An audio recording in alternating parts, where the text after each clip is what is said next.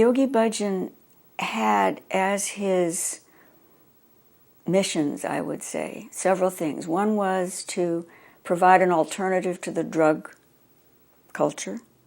One was to unite the spiritual teachers of all denominations and kinds.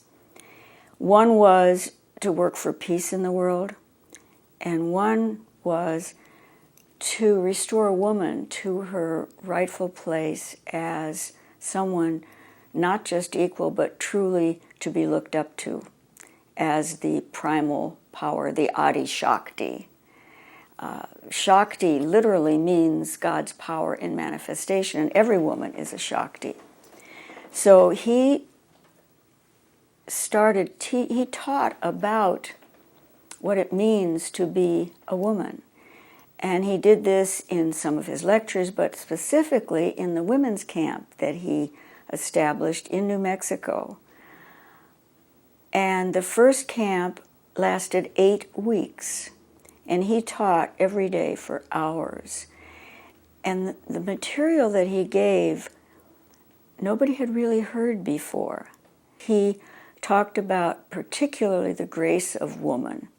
He said in America, he said a woman has just the choice. You can either be a goddess or a prostitute.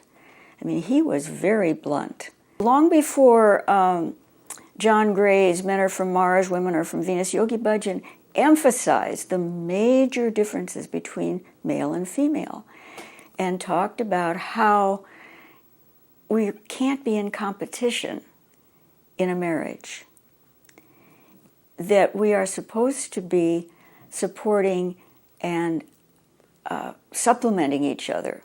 He really emphasized that a woman has 16 times more power than a man, not necessarily physically, although in the first camps he had them jumping over fences and rappelling. He wanted women to be so strong and so self-assured that nobody could exploit them. And he was so inspiring. When a woman tells a man her problem, his instinct is to give a solution. When a woman tells a man her problem, she just wants sympathy. A woman will give sympathy, a man will try to solve it.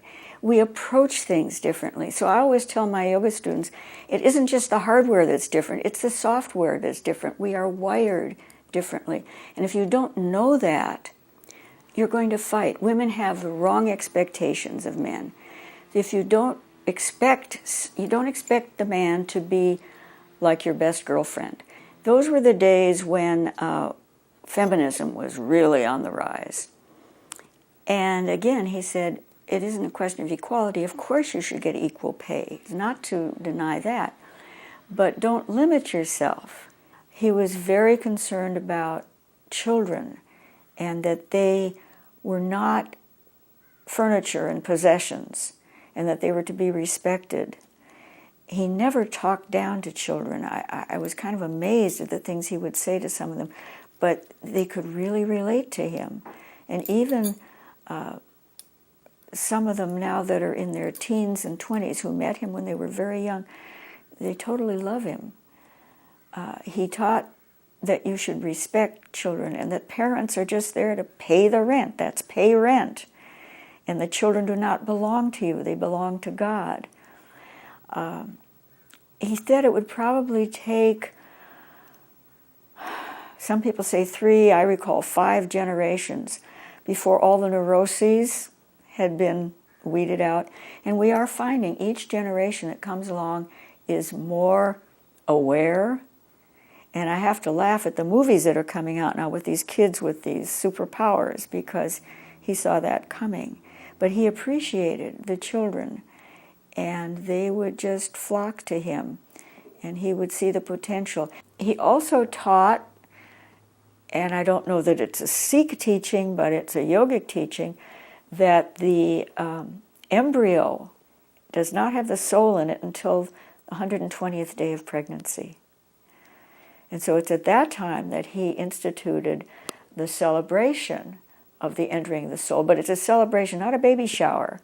It's to honor the woman who is about to become a mother, which is highly respected function of, the maternal, the Adi Shakti power.